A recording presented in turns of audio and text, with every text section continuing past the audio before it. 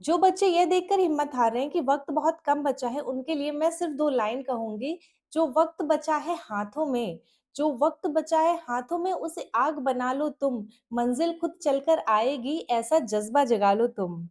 जय हिंद दोस्तों, मैं हूँ रेखा मिश्रा और स्वागत है आपका एमपी पुलिस के आपके अपने चैनल पर। दोस्तों, अगस्त का महीना चल रहा है और अक्टूबर-नवंबर में आपका एग्जाम है। सिर्फ 60 दिन बचे हैं। अगर आप भी उन बच्चों में से हैं जो ये सोचकर रो रहे हैं कि 2 महीने में क्या होगा, तो ये वीडियो आपके लिए नहीं है। आप इसे अभी छोड़ सकते हैं। लेकिन अगर आपके अंदर वो जिगरा है कि इन 60 दिनों में दिन-रात एक करके अपने माता-पिताजी का वर्दी का सपना सच करना है, तो अगले 10 मिनट मेरी एक-एक बात को ध्यान से सुनना। आज मैं आपको वो सीक्रेट टॉपिक्स और स्ट्रेटेजी बताने वाली हूँ जो आपको एग्जाम हॉल से लेकर सीधा सिलेक्शन लिस्ट तक ले जाएंगे। तो चलिए शुरू करते हैं। दोस्तों, रणनीति शुरू करने से पहले ईमानदारी से मुझे कमेंट करके बताइए कि आपकी तैयारी अभी कितने प्रतिशत है, 50%, 80% या अभी बिल्कुल शुरुआत कर रहे हैं। बिना शर्माए कमेंट कीजिए ताकि मुझे समझ आए कि आपकी तैयारी का लेवल क्या है।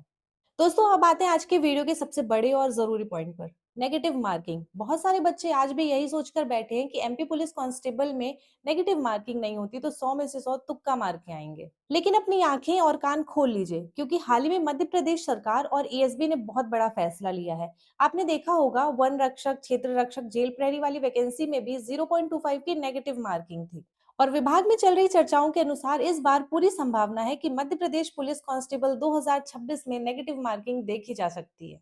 अब आप लोग मुझे कमेंट करके बताइए कि मध्य प्रदेश पुलिस में नेगेटिव मार्किंग होनी चाहिए या नहीं। आपको क्या लगता है, इससे पढ़ने वाले बच्चों को फायदा होगा या नुकसान? इसका ऑफिशियल अपडेट तो नोटिफिकेशन आने पर ही क्लियर होगा, जिसकी जानकारी मैं आपको इस चैनल पर सबसे पहले दूंगी। लेकिन आपको आज से ही अपनी तैयारी का तरीका बदलना होगा। अब तुक्के मारने का जमाना गया, और अगर मारना भी है तो उसका एक सही तरीका होता है, जिसके बारे में मैं जल्द ही डिटेल वीडियो लेकर आऊंगी। फिलहाल टेस्ट सीरीज लगाते समय उन्हीं सवालों को छुएं जो आपको 100% आते हैं, क्योंकि एक गलत जवाब आपकी मेहनत पर पानी फेर सकता है। एक बात बहुत ध्यान से समझ लो बच्चों, एमपीईएसबी का एक पुराना नियम रहा है। वो शुरू की शिफ्ट में पेपर आसान देता है और जैसे जैसे दिन बीतते हैं पेपर का लेवल थोड़ा कठिन या अजीब होने लगता है। इसलिए आपको किसी एक शिफ्ट के भरोसे नहीं बैठना है।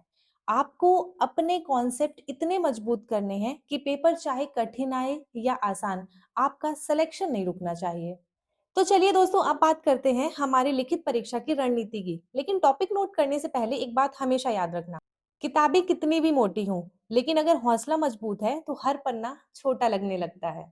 ये जो आखिरी के 60 दिन बचे हैं ना, ये रोने के लिए नहीं है, दिन रात एक करके इतिहास रचने के लिए है। दुनिया की कोई ताकत आपको सिलेक्शन लेने से नहीं रोक सकती, अगर आपकी मेहनत में दम है। बहुत से लोग आपसे कहेंगे कि 2 महीने में एमपी पुलिस का एग्जाम नहीं निकल सकता, लेकिन मैं आपसे कहती हूँ, दुनिया की कोई ताकत आपको सिलेक्शन लेने से नहीं रोक सकती, अगर आपकी मेहनत में दम है।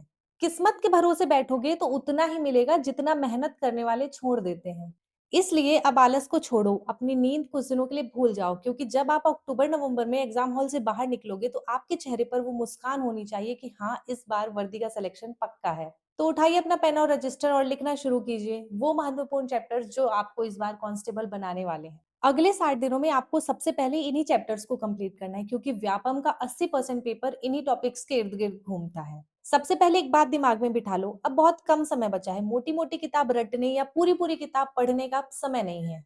इसलिए सबसे पहले उन विषयों, उन टॉपिक्स को कवर करो जो आपके लगभग 70 से 80 नंबर पक्के कर सकते हैं। जैसा कि आपको अब तक पता ही चल गया होगा कि पैटर्न पुराना रहने वाला है, मतलब वही मैथ्स रीजनिंग का सबसे बड़ा पोर्शन लगभग 60 से 70 प्रश्नों का रहेगा, इसलिए आपको सबसे ज्यादा फोकस भी वहीं पर करना है। मतलब आपकी पढ़ाई का आधा पोर्शन इन्हीं विषयों को देना है। अगर आप 8 घंटे पढ़ रहे हैं तो 4 घंटे आपको मैथ्स और रीजनिंग देना होगा। बाकी के 4 घंटे दूसरे विषयों को, जिनके महत्वपूर्ण टॉपिक्स मैं आपको अभी बताने वाली हूँ। तो चलिए सीधा टॉपिक्स पर आते हैं। अब बात करते हैं कि इन 2 महीनों में आपको सबसे ज्यादा कौन से चैप्टर्स पर फोकस करना है।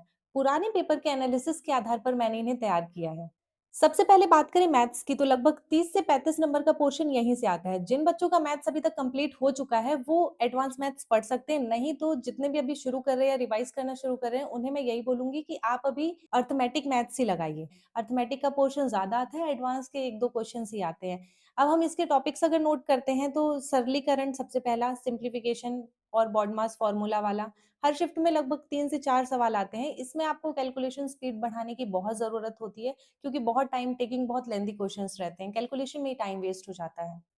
नेक्स्ट टॉपिक है प्रतिशत और लाभ हानि, percentage, profit and loss, discount. ये पूरे मैथ्स का आधार है। यहाँ से लगभग 4 से 5 सवाल पक्के रहते हैं। अगला टॉपिक है हमारा औसत यानी एवरेज। व्यापम का पसंदीदा टॉपिक है ये। आयु से जुड़े 1-2 सवाल हर बार आते हैं इसमें। अगला है हमारा अनुपात और साझेदारी, रेशियो एंड प्रपोर्शन। सीधा फॉर्मूला और ट्रिक पर आधारित सवाल रहते हैं। इसके फॉर्मूला और ट्रिक्स देख लीजिएगा। समय, कार्य और चाल, time and work speed, distance, train. Train और दूरी वाले सवाल बच्चों को बहुत कंफ्यूज करते हैं। इन्हें अच्छे से करना है आपको, और ये ऐसे सवाल हैं जो हर क्वेश्चन पेपर में, हर शिफ्ट में आते ही आते हैं। अगला है हमारा साधारण और चक्रवृद्धि ब्याज, एसआई, सीआई। इसमें जैसे किस्त इंस्टॉलमेंट वाले सवाल और 2 से 3 साल के ब्याज के अंतर वाले सवाल जरूर आते हैं, तो आप इन्हें भी अच्छे से देख लेना। अगला है हमारा क्षेत्र मिति, मेंसुरेशन या एडवांस मैथ्स, जिससे बच्चे सबसे ज्यादा डरते हैं। तो यकीन मानो, मैं जो बताने वाली हूँ उसे फॉलो कर लिया तो बिना ज्यादा मेहनत के इसके सारे सवाल आप करके आओगे। देखो, इसमें आपको केवल बेसिक फॉर्मूला जैसे आयतन और क्षेत्रफल याद करना है। और हाँ, सबसे महत्वपूर्ण बात, इन चैप्टर की शुरुआत में कुछ नियम दिए रहते हैं, जैसे ट्रायंगल रूल्स हो गए, आर्क और टेंजेंट के रूल्स हो गए, कौन सा एंगल अंदर मिलने पर कौन सा फॉर्मूला लगेगा और बाहर मिलने पर एंगल डबल हो जाएगा। ऐसे कुछ कुछ नियम आपको याद कर लेना है। यकीन मानिए, इनसे सीधे सवाल आते हैं। आपको पूरा सवाल सॉल्व करने की भी जरूरत नहीं पड़ेगी। बस फॉर्मूला याद हो और उन्हें सही जगह अप्लाई करना आता हो, तो बस वो क्वेश्चन आपसे बन जाएंगे।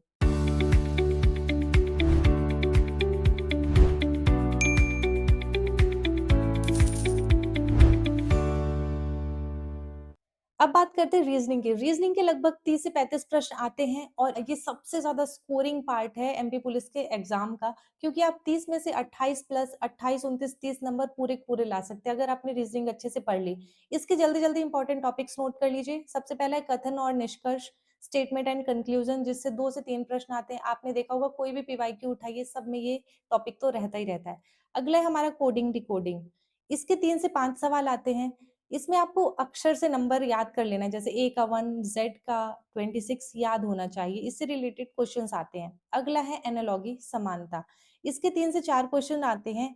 इसे आप थोड़ा ध्यान से पढ़िए। इसमें बच्चों को सबसे ज्यादा समस्या होती है, क्योंकि इसमें कई बार अंग्रेजी के शब्द पूछ लिए जाते हैं, जैसे पहले का संबंध दूसरे से, तीसरे का संबंध चौथे से कैसा होगा। इसमें कुछ ऐसे कठिन शब्द दे देते हैं जिसका हमें मतलब ही नहीं पता होता है, तो हम इसे सॉल्व कैसे करेंगे। इसलिए एनालॉगी के आप जितने ज्यादा प्रैक्टिस करेंगे, उतना ही आपके दिमाग में फीड होता जाएगा। हो सकता है आपने जो प्रैक्टिस किया हो वही क्वेश्चन आपके एग्जाम में आ जाए। अगले हमारा श्रृंखला और लुप्त संख्या, series and missing numbers. Number और अल्फाबेट सीरीज की रोज प्रैक्टिस जरूरी है, इसलिए आपको ये भी करना है। अगला चैप्टर है हमारा रक्त संबंध, ब्लड रिलेशन। इशारे करने वाले या पजल फॉर्म के जो रहते सवाल वो जरूर लगाइए, लगभग 2 प्रश्न यहाँ से भी आते हैं। अगला है न्याय निगम, कुछ आम सेब हैं, ऐसे वाले जो सवाल होते हैं ना वो आते हैं, और लगभग 3 से 5 हर शिफ्ट में आते हैं। अगला पॉइंट है हमारा दिशा और दूरी, डायरेक्शन एंड डिस्टेंस। ये थोड़े आसान सवाल आते हैं लेकिन घुमावदार रहते हैं। लगभग इसके भी 2 से 3 प्रश्न रहते हैं। अब बात करें रीजनिंग के मोस्ट मोस्ट इंपॉर्टेंट पार्ट की, जो है नॉन वर्बल रीजनिंग, गैर मौखिक। ये सबसे ज्यादा मोस्ट इंपॉर्टेंट है, वीवीआईपी है। इसे जितना लगाओगे उतना अच्छा है आपके लिए। इसका मतलब है इमेज वाले क्वेश्चंस बहुत आते हैं, जैसे दर्पण छवि हो गई, मिरर इमेज, जल छवि हो गई, वाटर इमेज, कागज मोड़ना, पेपर कटिंग वाले, चित्र वाले सवाल कम से कम 5 से 10 आते हैं। इन्हें आपको जरूर बहुत अच्छे से करना है। लोग इन्हीं में ओवर कॉन्फिडेंस में आ जाते हैं कि ये तो बन ही जाएगा, और एग्जाम में गलत करके आ जाते हैं। इसलिए यहाँ आपको प्रैक्टिस ज्यादा करनी होगी।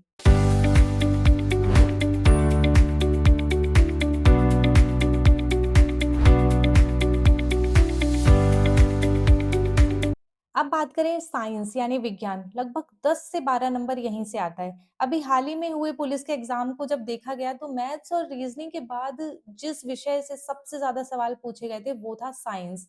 इवन कुछ कुछ शिफ्ट में तो साइंस का वेटेज ही ज्यादा कर दिया था। इसलिए इससे लगभग 10 से 12 प्रश्न पूछे जाते हैं, तो आपको इसे भी पढ़ना होगा। इसके महत्वपूर्ण टॉपिक्स नोट कर लीजिए। आपको इसमें बायोलॉजी में सबसे इंपॉर्टेंट पढ़ना है मानव शरीर के तंत्र, पाचन, परिसंचरण, कंकाल तंत्र। वहीं विटामिन्स, उनकी कमी से होने वाले रोग, उनके वैज्ञानिक नाम। अगला है कोशिका, सेल और पौधों का वर्गीकरण यानी प्लांट किंगडम।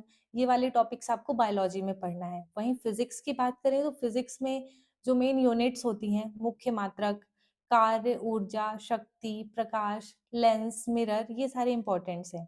अगली बात करें केमिस्ट्री की, यानी रसायन। केमिस्ट्री में मुख्य रसायनों के व्यापारिक नाम आपको पढ़ना है, उनके सूत्र पढ़ना है, जैसे खाने का सोडा, धावन सोडा, जो काफी कॉमन है, अक्सर क्वेश्चंस पूछे जाते हैं, वही रिपीट होते हैं केमिस्ट्री में। वहीं आपको पढ़ना है पेरियोडिक टेबल्स। इससे जो भी बेसिक टॉपिक्स हैं, इससे रिलेटेड क्वेश्चंस है, वो आपको देख लेना है।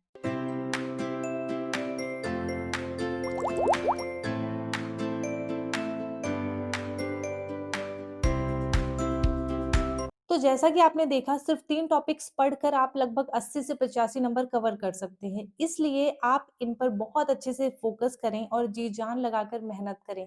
इसके अलावा बात करें जनरल नॉलेज और एमपी जीके की, तो लगभग 20 नंबर आप यहाँ से मान लीजिए। इनमें आपको नदियाँ और परियोजनाएँ पढ़ना है। नदियों में नर्मदा, चंबल, सोन नदी, इनका उद्गम, उन पर बने बांध, ये सब पढ़ लेना है। अगला है एमपी के महत्वपूर्ण किले देख लेना है, उनकी बनावट, उनका स्थापत्य शैली। अगला है भौगोलिक स्थिति आपको पढ़ना है एमपी की, वन्य जीव, जैसे नेशनल पार्क देख लेना है, अभ्यारण्य देख लेना है। नेशनल पार्क, राष्ट्रीय उद्यान जितने भी हैं इंपॉर्टेंट, वो पढ़ लीजिएगा। अभ्यारण्य में जैसे कूनो हो गया, कान्हा हो गया, ये सब देख लीजिएगा। अगला है कला संस्कृति से रिलेटेड, प्रमुख मेले ध्यान रखिएगा, लोक नृत्य, जनजातियां, उनके त्योहार। प्रथम और वर्तमान कौन है, एमपी के प्रथम कौन था, वर्तमान में कौन किस पद पर है, ये देख कर जाना है। करंट अफेयर्स आपको लेना है लगभग 6 से 8 महीने का। मध्य प्रदेश सरकार की नई योजनाएं देखना है, जैसे लाडली बहना या युवाओं के लिए जो भी योजना आ रही है वो। स्पोर्ट्स भी आपको पढ़ना है, खेल कूद, जैसे खेल पुरस्कार, एमपी के खिलाड़ी जिन्होंने नेशनल या इंटरनेशनल मेडल जीते हों।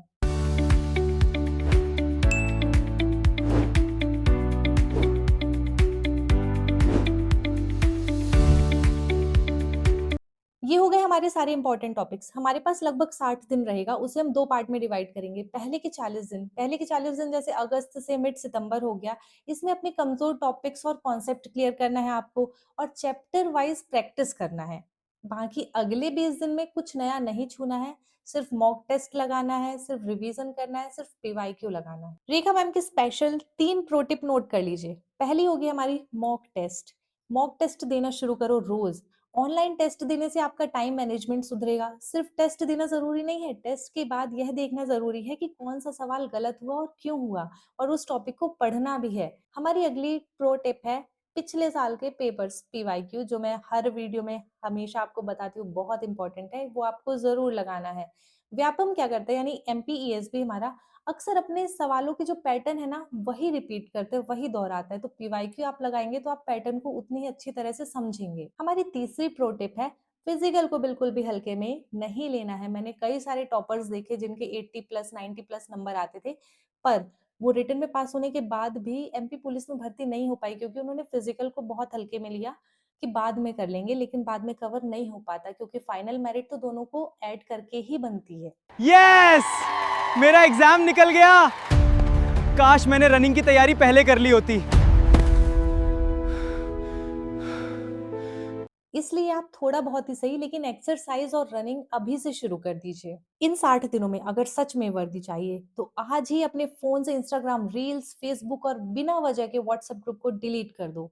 ये जो 15 सेकंड की रील्स देखने की बीमारी है ना, ये आपका कीमती समय और फोकस दोनों खा रही है। इन 2 महीनों के लिए सोशल मीडिया का उपवास रख लो। जब सिलेक्शन के बाद आप अपनी वर्दी वाली पहली फोटो इंस्टाग्राम पर डालोगे, तो रील्स देखने वाले नहीं, आपको बधाई देने वाले लोग कतार पर खड़े होंगे। अब आते हैं सबसे महत्वपूर्ण पॉइंट कि पढ़ना कैसे है। देखिए, जिन बच्चों का सिलेबस लगभग पूरा हो गया है, वो ज्यादा से ज्यादा क्वेश्चन प्रैक्टिस करिए और मॉक टेस्ट लगाइए। और मॉक टेस्ट देने के बाद उनका अच्छे से विश्लेषण करिए कि गलती कहाँ हो रही है, कौन सा टॉपिक कमजोर है, और उसे दोबारा रिवाइज करिए। पर जो बच्चे अभी आधे में हैं या अभी शुरू करने जा रहे हैं, वो ध्यान से सुनो। आपको अब थोड़ी स्मार्ट स्ट्रेटेजी अपनानी पड़ेगी। मोटी मोटी किताबें लेकर बैठ जाने से अब काम नहीं चलेगा। आप एक काम करो, आपको जो भी सब्जेक्ट पढ़ना हो, मैथ्स हो, रीजनिंग हो, हिस्ट्री हो या साइंस हो, यूट्यूब खोलो, उस टॉपिक को सर्च करो और आधे 1 घंटे का वीडियो देख लो। आपका कॉन्सेप्ट क्लियर हो जाएगा। और जैसे ही वीडियो पूरा हो, ये गलती बिल्कुल मत करना कि अब तो समझ आ गया है। नहीं, आपको तुरंत उसके क्वेश्चंस लगाने हैं, जिससे आपका कॉन्सेप्ट और क्लियर हो, आपके दिमाग में वो चीजें और गहराई से बैठे। अगर क्वेश्चन प्रैक्टिस करने के लिए आपके पास सोर्सेज़ हैं तो बहुत अच्छी बात है, लेकिन अगर नहीं है तो कोई बात नहीं, मैं जल्दी डिटेल वीडियो लेकर आऊँगी कि आपको क्या, कहाँ से पढ़ना है, क्योंकि अभी वीडियो बहुत लंबी हो जाएगी। इस समय आपको ज़्यादा से ज़्यादा क्वेश्चंस सॉल्व करना है और हाँ, मॉक टेस्ट आपको भी लगाना है, भले ही आपका भी सिलेबस पूरा नहीं हुआ है, 10 दिन में, 15 दिन में एक टेस्ट लगाइए, लेकिन ज़रूर लगाइए क्योंकि ये आपको एक एग्ज़ाम का अनुभव देता है और बताता है कि आप अभी कितने पानी में हैं। तो देखो, आपको डरना बिल्कुल नहीं है, आपको ठान लेना है। साँसों की रफ्तार से अपनी जीत लिख देंगे, साँसों की रफ्तार से अपनी जीत लिख देंगे, कम है अगर वक़्त तो क्या हुआ, हम इतिहास लिख देंगे। दोस्तों, ये 60 दिन आपकी ज़िंदगी बदल सकते हैं। आप जो मेहनत अभी करेंगे, उसका फल आपको अक्टूबर-नवंबर में एग्ज़ाम हॉल में मिलेगा। जब आपके बदन पर पुलिस की एक खाकी वर्दी होगी, तब आपके माता-पिता जी का सिर गर्व से ऊँचा हो जाएगा। आलस छोड़िए और आज से ही अपनी पढ़ाई की रफ्तार दोगुनी कर दीजिए। अगर आपको किसी विषय या टॉपिक पर वीडियो चाहिए तो कमेंट करके ज़रूर बताइए। अपने उन सभी दोस्तों, भाइयों के साथ शेयर करिए जो एमपी पुलिस का सपना देख रहे हैं। चैनल को सब्सक्राइब करना मत भूलना। अंत में बस इतना कहूँगी, मैदान में हारा हुआ इंसान फिर से जीत सकता है, लेकिन मन का हारा हुआ इंसान कभी नहीं जीत सकता। अपने मन में ठान लो कि ये वर्दी तुम्हारी है, सिलेक्शन पक्का होगा। ऑल द बेस्ट, मिलते हैं अगले वीडियो में, तब तक के लिए जय हिंद, जय भारत।